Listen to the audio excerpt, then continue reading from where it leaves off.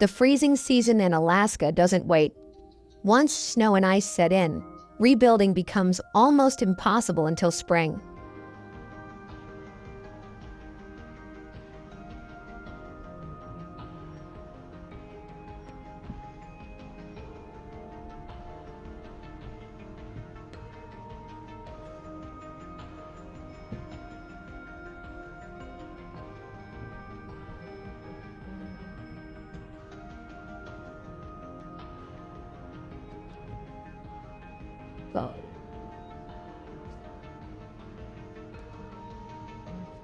Some homes, emergency officials said, were too damaged to ever be lived in again.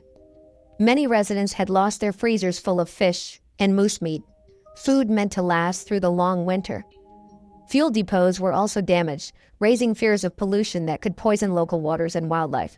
For communities that live off subsistence, the impact was more than physical loss. It threatened their way of life.